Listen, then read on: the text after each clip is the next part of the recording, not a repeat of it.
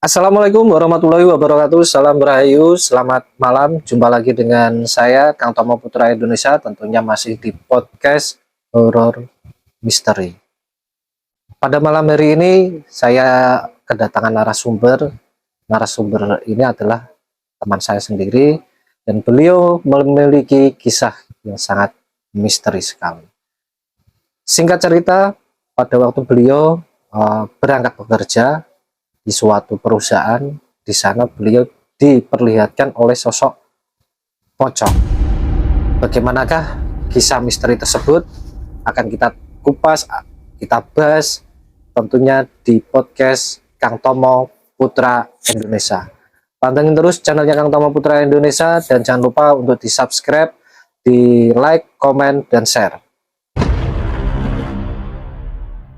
Kita langsung ngobrol dengan Mbak Ariska ya, karena beliau sudah datang juga di podcastnya Kang Tomo pada malam hari ini ya, yang akan bercerita terkait pengalaman misteri yang telah dialami oleh beliau. Yaitu beliau diperlihatkan oleh sesosok makhluk astral ya. Makhluk astralnya itu pocong. Seperti apa kisahnya? Langsung kita tanya ke narasumbernya aja. Mbak Ariska, gimana kabarnya? Sehat, Kang Sehat Tomo. ya? Ya. Kesibukannya apa hari ini? Kesibukannya hari ini nggak ada kesibukan. Nggak ada kesibukan ya, ya? makanya kesini. Free berarti ya pada malam hari ini ya? Iya. Oh, iya. Tapi kalau setiap harinya bekerja di suatu perusahaan atau apa? Enggak sih, saya freelance aja. Freelance. Jadi Mbak Rizka ini pekerjaannya freelance guys. Saya kasih bocoran, Mbak Rizka ini fotografer ya? Ya. Fotografer freelance. Jadi buat teman-teman yang pengen momennya dia berikan, bisa langsung cek di Instagramnya Ariska ya. Nanti ada di sini. Ada di sini nanti ya. Kamu.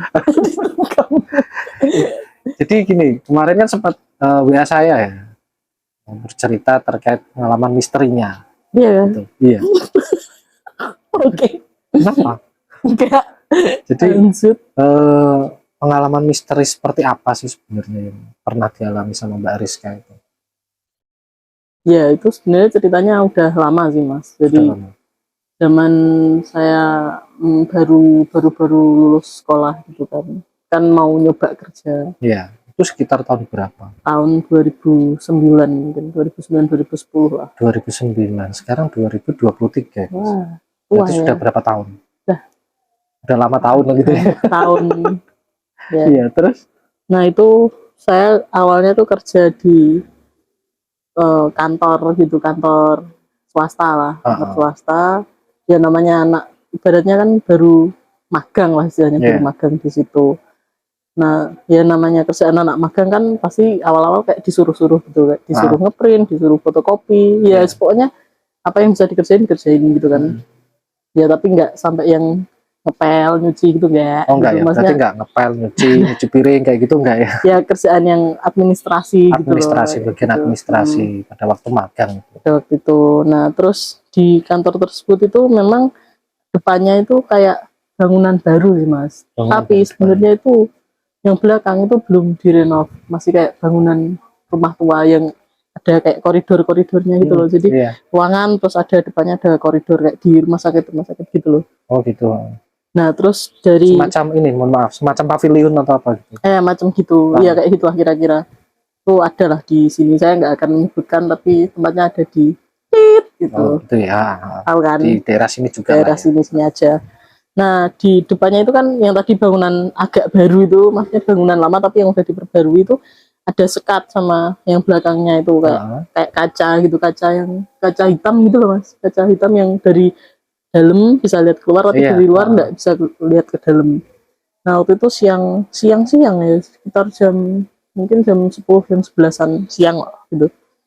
Itu sama bosnya yang di situ saya disuruh fotokopi di belakang. Di belakang kantor tersebut ada tempat fotokopinya gitu kan. Iya, tolong di fotokopi. Oh iya.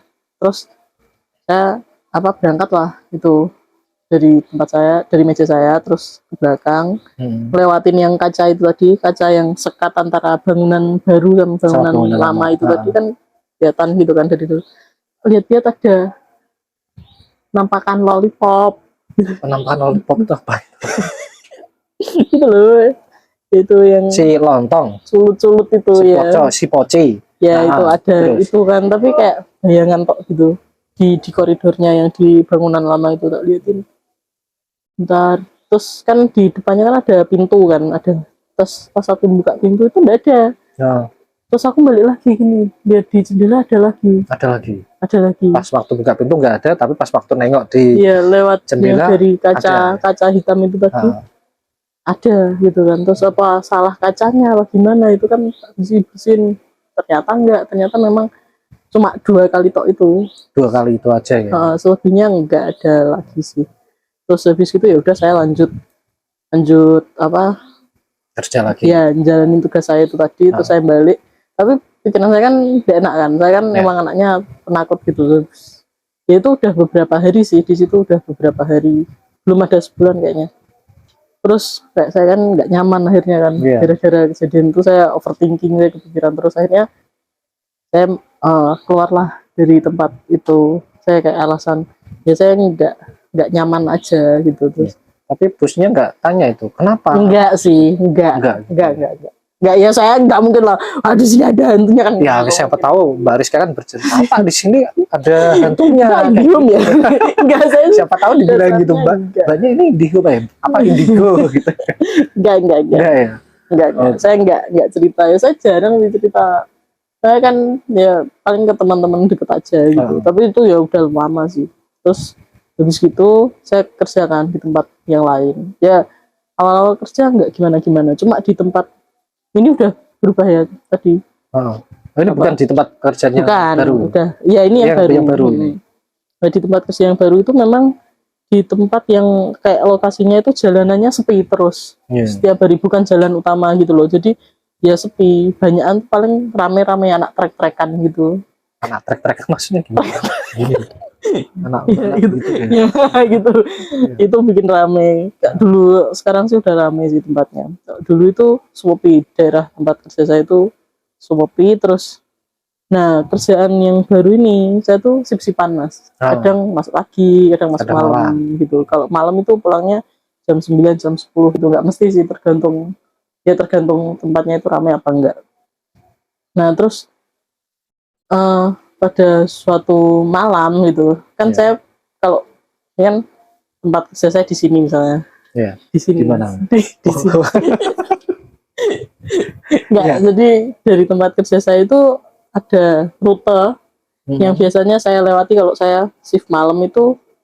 Ada satu jalan tuh sebenarnya jalannya gelap gitu, gelap dan sepi, tapi saya tuh lewat situ tuh nggak pernah ada kejadian apa-apa. Itu jalan umum atau Jalan seperti gang?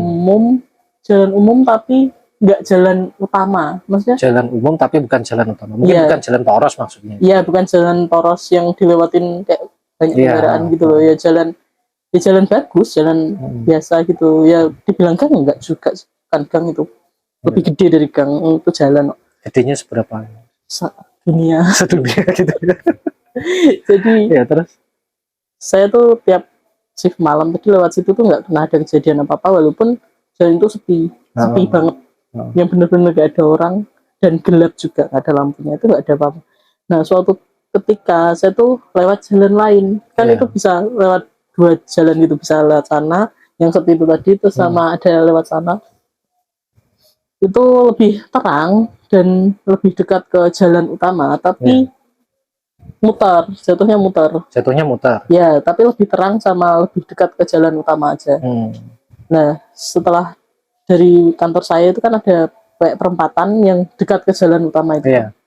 Nah, saya lewat situ.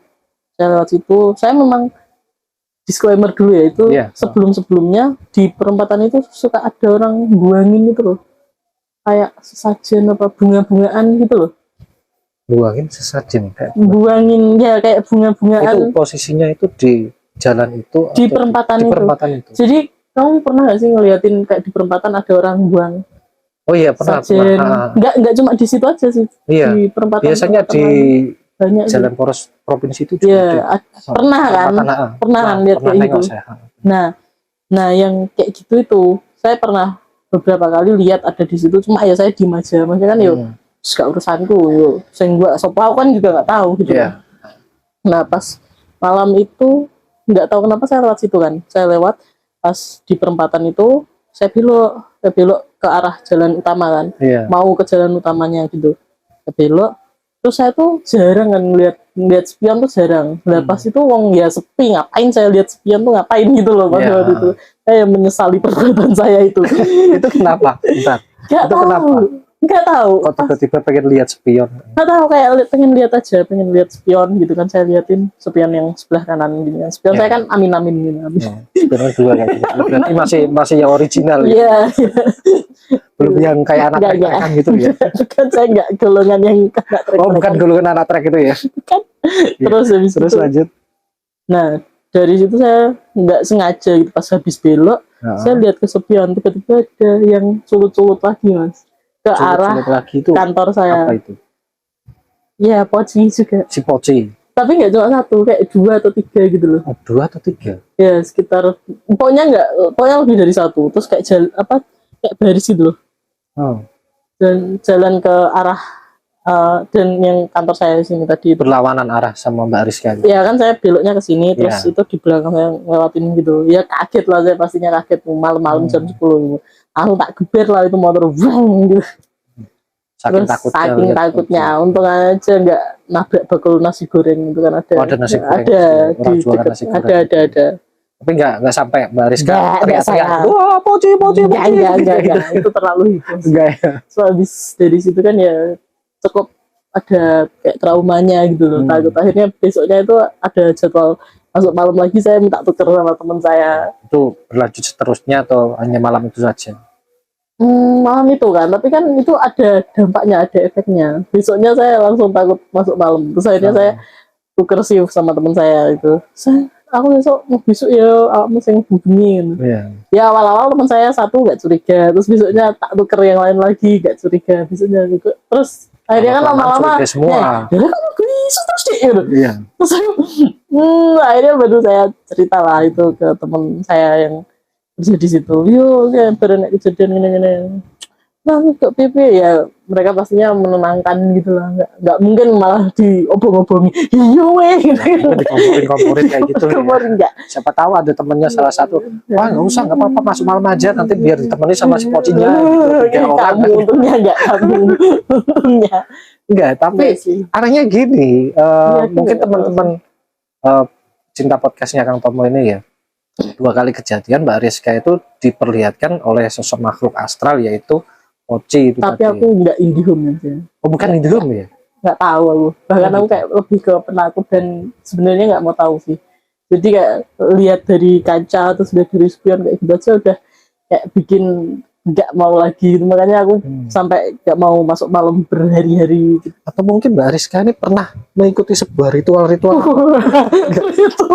Karena 2 kali kejadian Mbak Rizka diikutin pocong terus. Enggak sih, itu agak jauh sih. Apa namanya? Tentangnya agak jauh. Dan itu bukan kok yang diikutin sih, cuma ya. Cuman yang di tempat yang pertama tadi itu ternyata bukan cuma aku yang pernah lihat.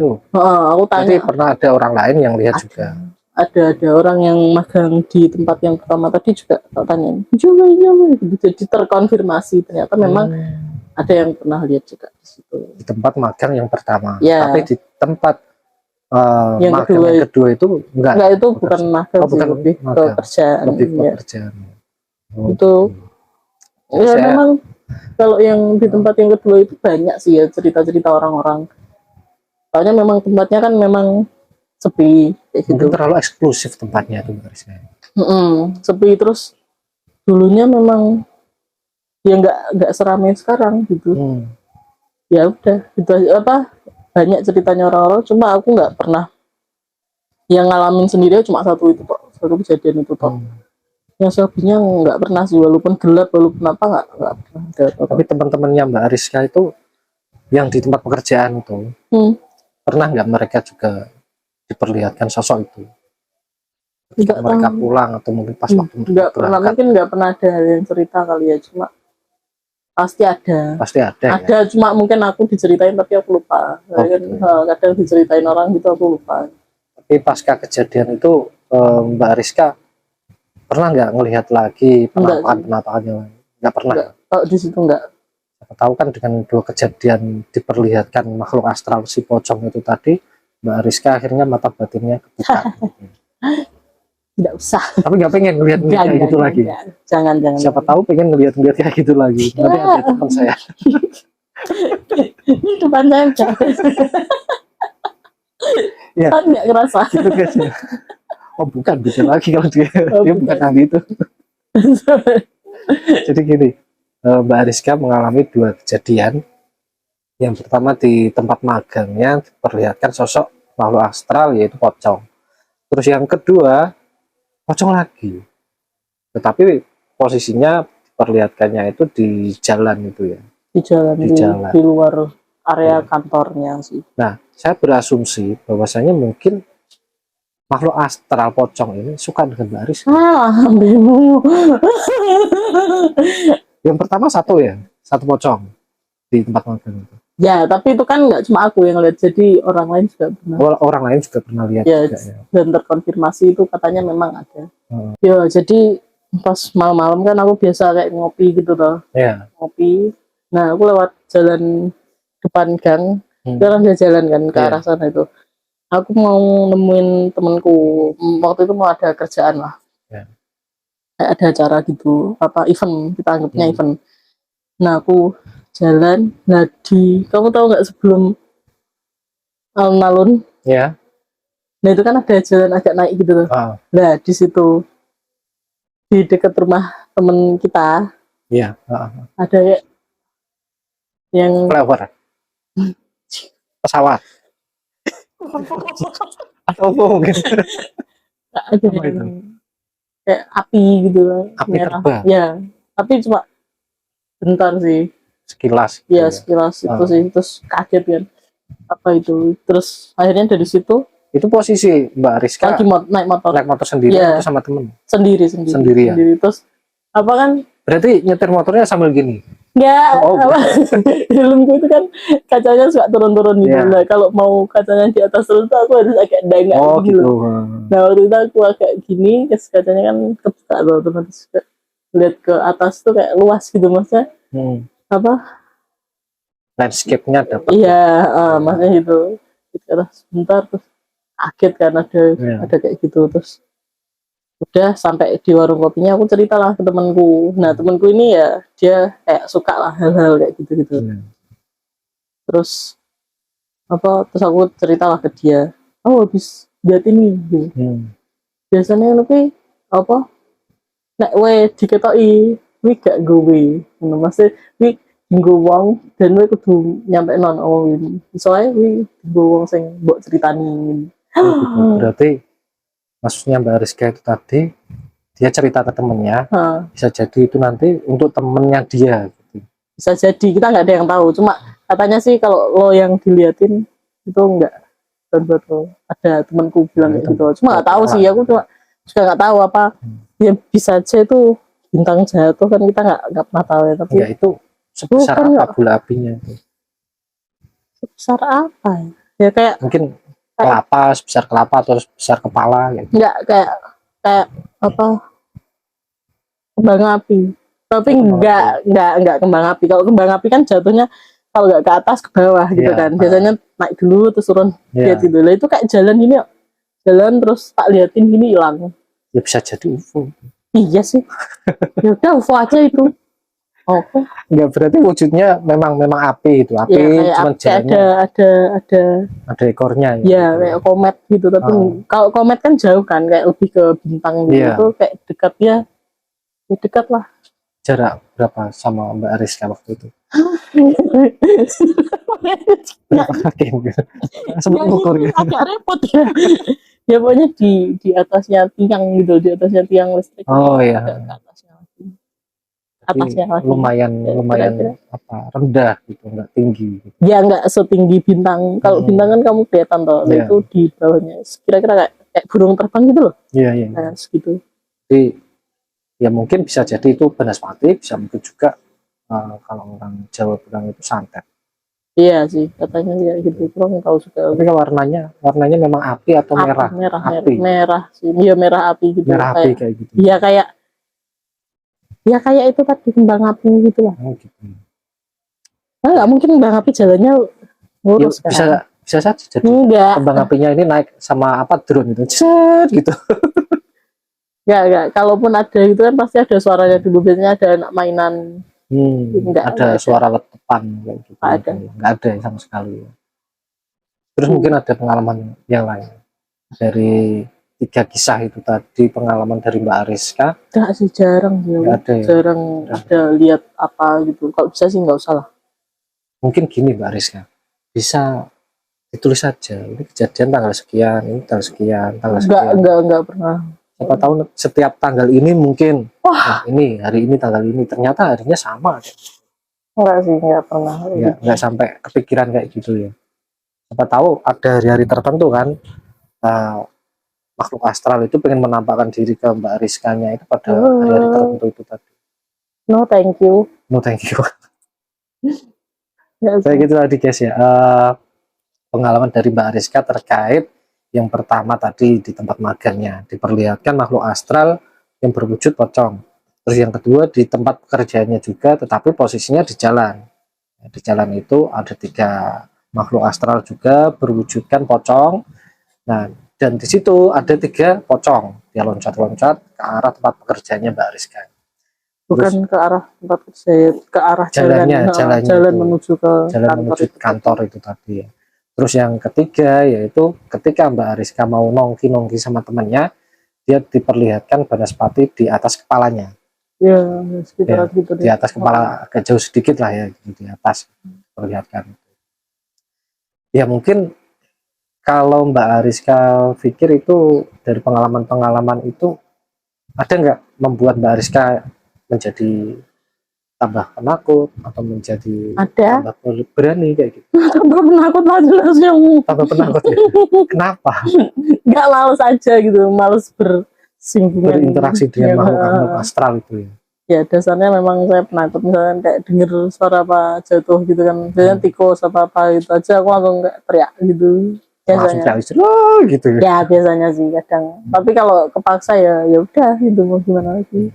Kadang kan kita sekarang ada kerjaan di luar kota apa nggak di rumah gitu kan, harus tinggal apa nginep sendiri gitu ya, beraniin aja.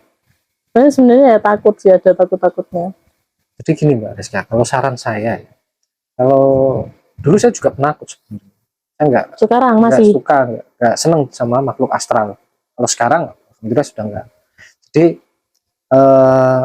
ketika saya mengalami kejadian trauma atau takut seperti itu, yang saya lakukan yang pertama itu sebelum saya pergi ya, itu selalu berdoa. Itu yang pertama. Kalau kita sebagai orang muslim, kita berdoa, kita baca doa keluar, itu mungkin keluar rumah atau kemana gitu. Terus yang kedua, saya akan memvisualisasikan makhluk astral itu bahwasanya itu adalah sebuah humoris. Jadi itu untuk menghilangkan rasa takut kita sih, untuk Mbak Ariska juga. Jadi jangan perwujudan dari makhluk astral itu jangan kita seolah-olah wah ini menyeramkan. Kalau itu kan yang aku lihat sendiri ya kan. Cuman ada, ini aku baru ingat nih. Kan aku kan juga suka sama anak kecil kan.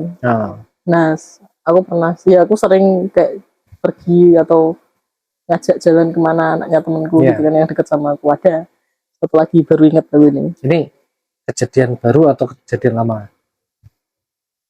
Baru apa lama ya, sekitar 3 tahunan mungkin. 3 tahun atau 3 atau 4 tahunan yang lalu lah pokoknya. Iya kayaknya. Ya. Nah ceritanya kayak mana? Jadi aku waktu itu kan aku main ke rumah temenku, terus anaknya itu minta ikut gitu, aku mau ikut gitu. Loh, aku mau pulang. Iya, aku mau ikut kamu pulang gitu. Ya aku udah di sini tadinya. Terus apa? Dia kan dari rumahnya dia itu kan ngelewatin kuburan.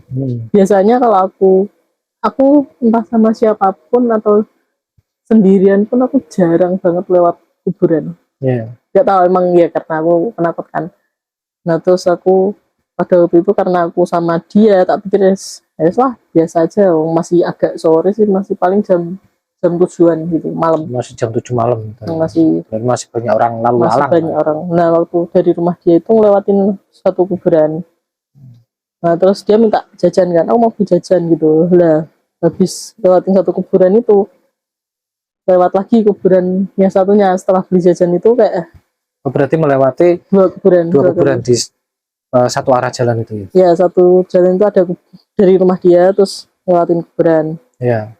Terus dia keluar dari kuburan lewat Jalan itu itu. tadi dia minta jajan. Nah, tempatnya itu sebelum yang lewatin kuburan lagi. Terus ngelewatin kuburan lagi gitu. Terus beli jajan di situ, terus ke rumahku. Iya.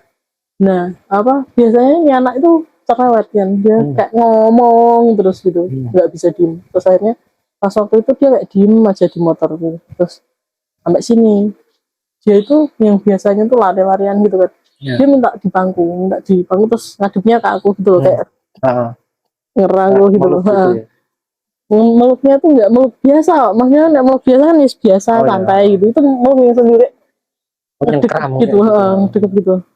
Ada apa ya aku? Pulang ada apa gitu, pokoknya ada sesuatu yang dia lihat gitu.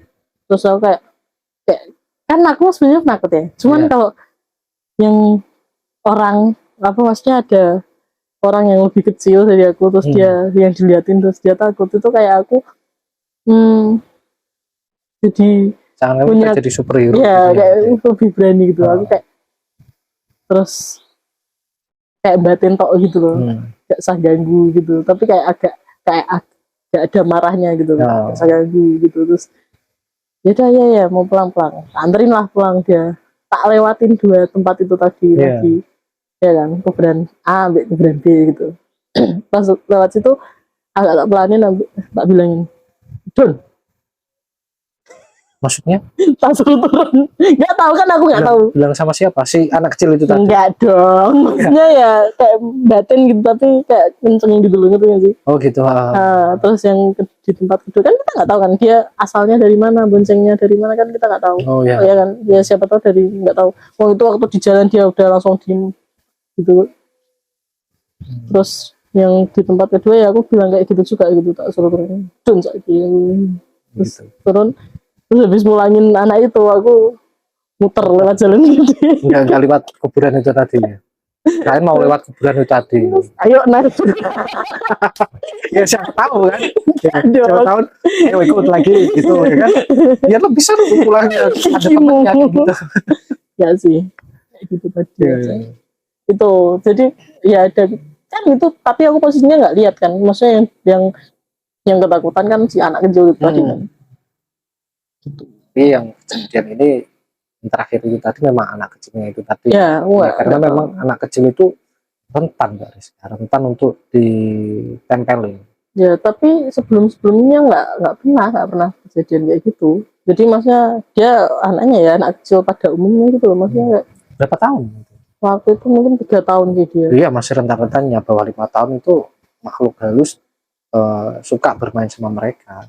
Makhluk astral itu suka bermain sama mereka. Jadi si anak kecil ini juga pandangannya ke makhluk astral itu tadi juga lebih tajam dibandingkan orang dewasa. Kenapa alasannya?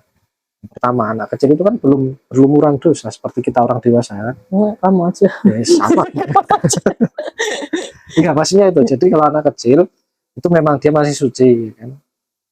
Dia masih dosa-dosanya kan masih ditanggung sama orang tuanya kayak gitu.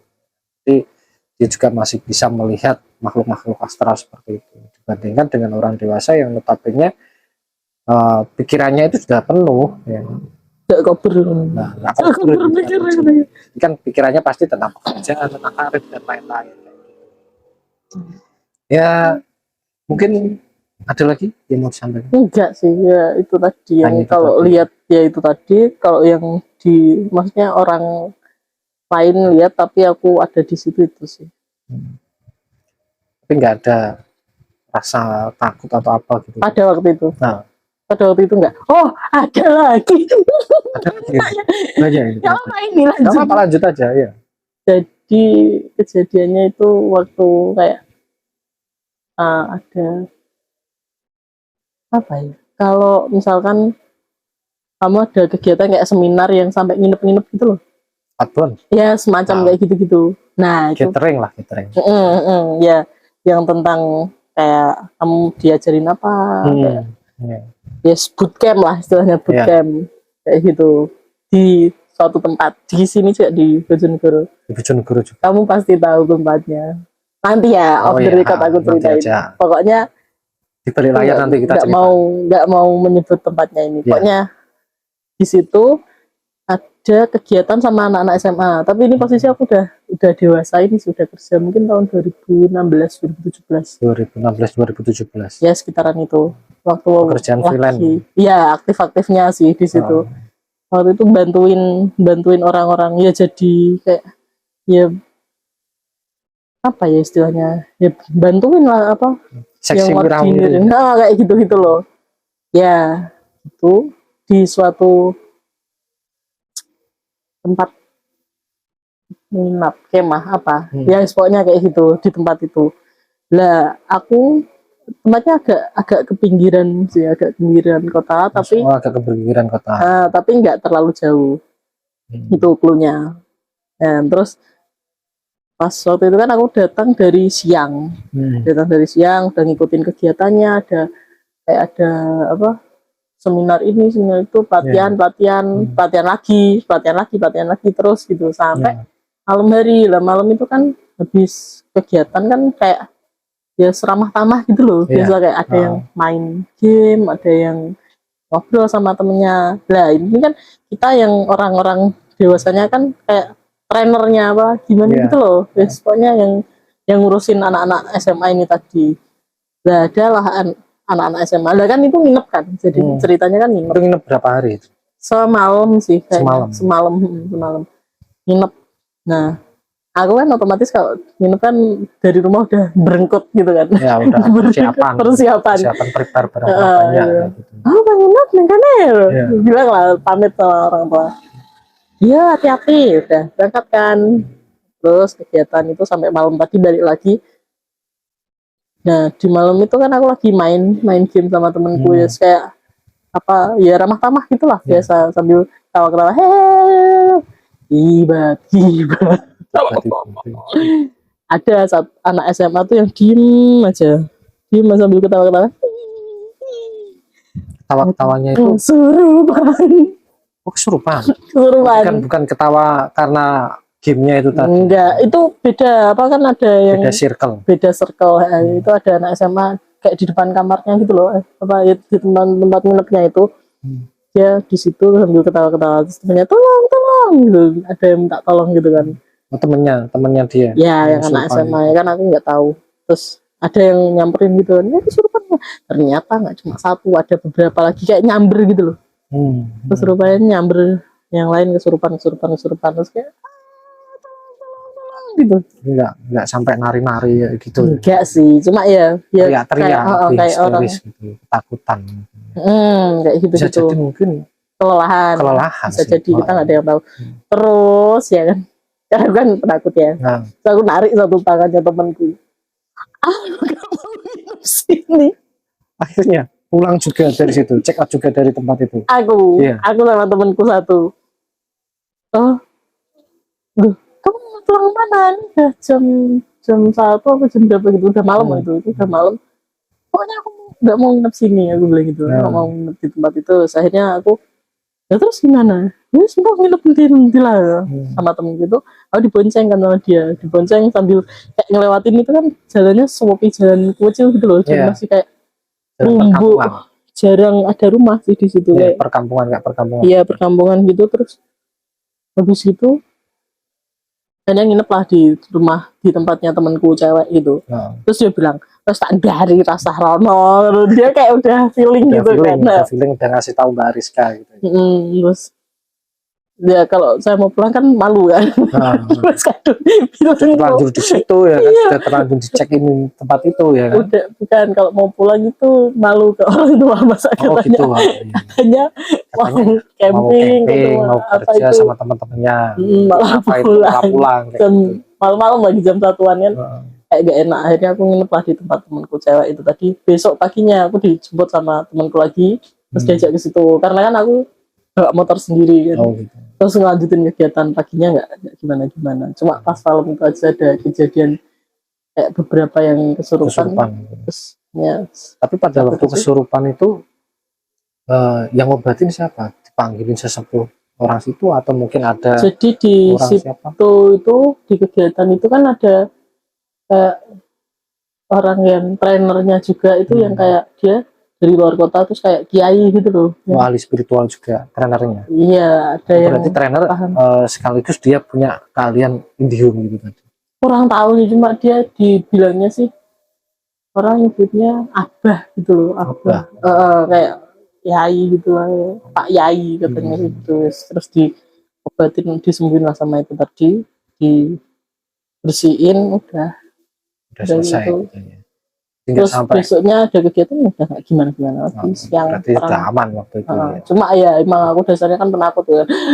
Lihat kejadian kayak gitu kan. Langsung histeris, langsung gimana gitu ya. Iya, orang-orang kan ya langsung langsung aku narik satu temen, harus pulang gitu. Untung aja Mbak Rizka pada waktu itu nggak kesurupan juga. Wah, Enggak.